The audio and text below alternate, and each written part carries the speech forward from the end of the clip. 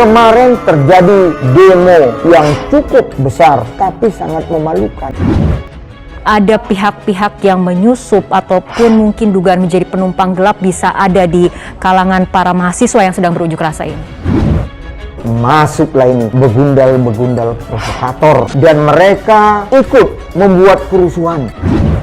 Selain menangkap 3 pelaku pengeroyokan Ade Armando, polisi juga menangkap seorang provokator yang ikut memprovokasi pengeroyokan. Basar, bulan puasa, munafik, pengkhianat, sadar kamu, sadar bulan puasa.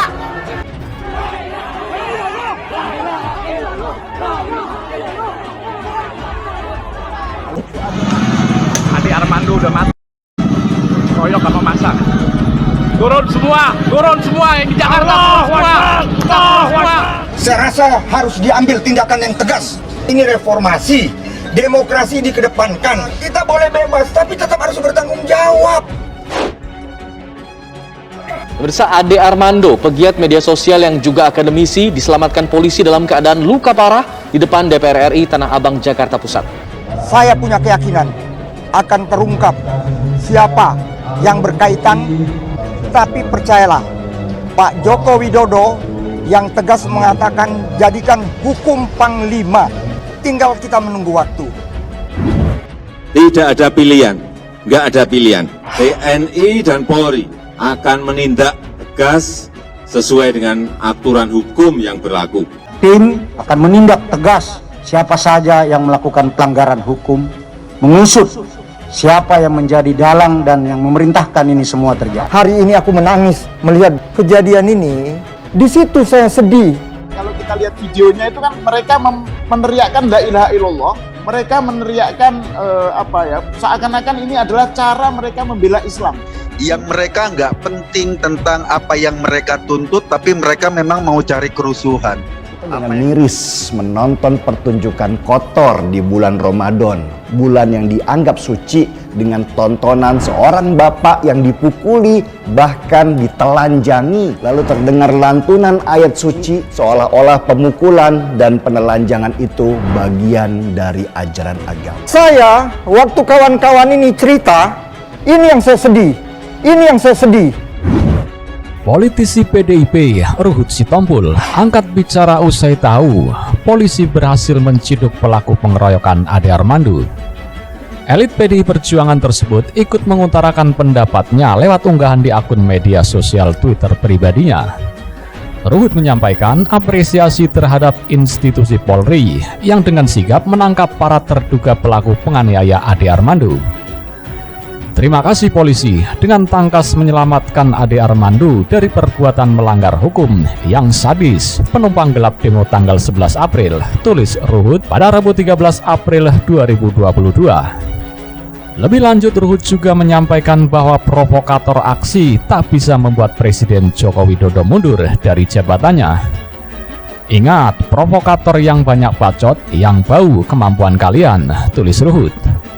Kadrun hanya bisa menurunkan celana Ade Armando, bukan Presiden RI. Merdeka, sambung Ruhut. Sebelumnya Ruhut juga jengkel dengan para kelompok yang tak diketahui asal-usulnya lantaran membuat aksi mahasiswa tercoreng. Para biang kerok yang tidak tahu profesinya masing-masing, mau ditaruh di mana itu muka tanggal 11 sore, beliau akan jatuh atau lengser, tulis Ruhut. Kasihan adik-adik mahasiswa terprovokasi jadi korban. Ingat, jangan terulang lagi. Pak Joko Widodo, Presiden RI, terlalu kuat karena sangat dicintai rakyatnya. Merdeka, tambahnya. Bahkan cuitan Ruhut yang diunggah pada Selasa 12 April 2022 menampilkan foto Presiden Jokowi yang sedang duduk di tepi pantai dengan mengenakan sarung dan kemeja putih lengan panjang. Seperti diketahui, Ade Armando menjadi korban amuk massa ketika hadir di aksi mahasiswa yang dihelat di depan gedung DPR MPR RI pada Senin 11 April 2022. Ade Armando mendapat tendangan dan pukulan brutal dari massa yang tidak memiliki rasa kemanusiaan. Beruntung dosen Universitas Indonesia itu bisa diamankan oleh pihak kepolisian ke tempat lain guna mendapatkan perawatan medis. Ade Armando pun kini tengah dirawat di Rumah Sakit Siloam, Semanggi. Kondisi Ade Armando diketahui kian membaik dan banyak yang menjenguknya. Bahkan dalam waktu cepat, Polda Metro Jaya mengumumkan 6 pelaku penganiayaan terhadap Ade Armando resmi ditetapkan sebagai tersangka. 6 pelaku pengeroyok Ade ialah Muhammad Bagja, Diaul Haq, Ade Purnama, Abdul Latif, Abdul Manap, dan Komar. Hal itu disampaikan langsung oleh Direktur Reserse Kriminal Umum Polda Metro Jaya, Kombes Pol Tubagus Ade Hidayat. Dari hasil penyelidikan dan penyidikan, kami tetapkan 6 tersangka perkara Ade Armando, ujar Tubagus pada Selasa 12 April 2022. Dari 6 tersangka itu, 2 diantaranya sudah ditangkap oleh jajaran Polda Metro Jaya. Tersangka yang dimaksud ialah Muhammad Bagja, diringkus di Jakarta, satunya lagi Komar yang ditangkap di kawasan Jonggol, Kabupaten Bogor. Meski begitu, Tubagus belum mengungkapkan motif pengeroyokan terhadap Ade Armando. Alasannya proses pemeriksaan yang masih berjalan.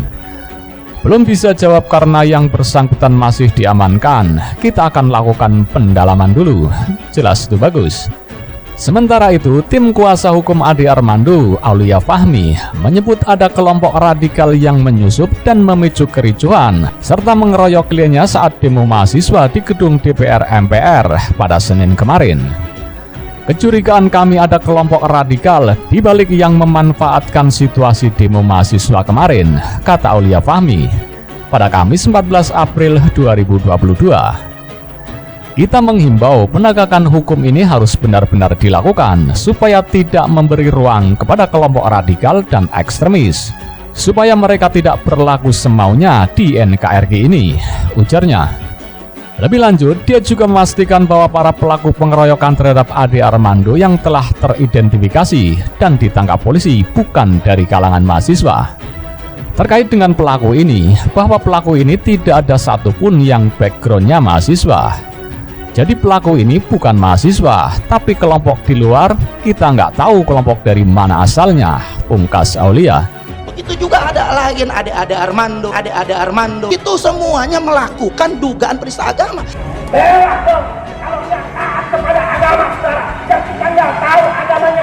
Pemirsa, Ade Armando, pegiat media sosial yang juga akademisi, diselamatkan polisi dalam keadaan luka parah di depan DPR RI Tanah Abang, Jakarta Pusat. Basar, bulan puasa, munafik, pengkhianat, sadar kamu sadar bulan puasa. Kondisi Ade Armando cukup memprihatinkan. Beliau terluka di bagian kepala. Tim dokter Polda Metro Jaya sudah membawa beliau ke rumah sakit dan sudah mendapatkan pertolongan dari tim dokter rumah sakit.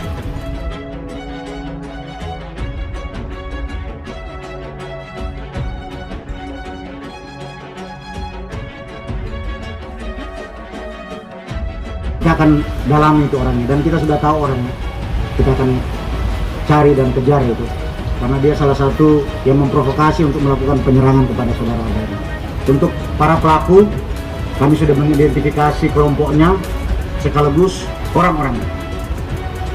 Nanti juga mungkin besok kami akan melakukan upaya-upaya penegakan hukum.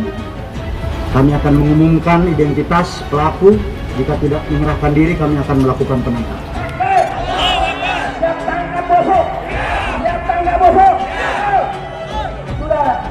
Dan berikut pernyataan Ade Armando sebelum unjuk rasa dimulai. Masa jabatan presiden atau amandemen agar 3 periode, itu yang saya tolak.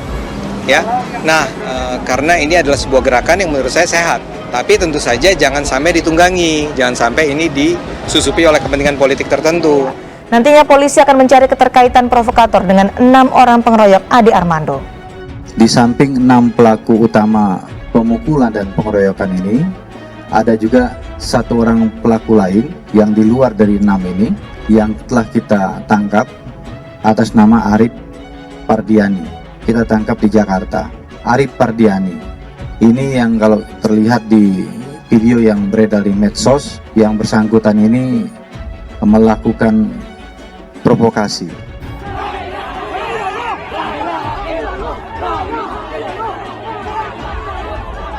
Kita dengan miris menonton pertunjukan kotor di bulan Ramadan, bulan yang dianggap suci, dengan tontonan seorang bapak yang dipukuli bahkan ditelanjangi. Lalu terdengar lantunan ayat suci seolah-olah pemukulan dan penelanjangan itu bagian dari ajaran agama.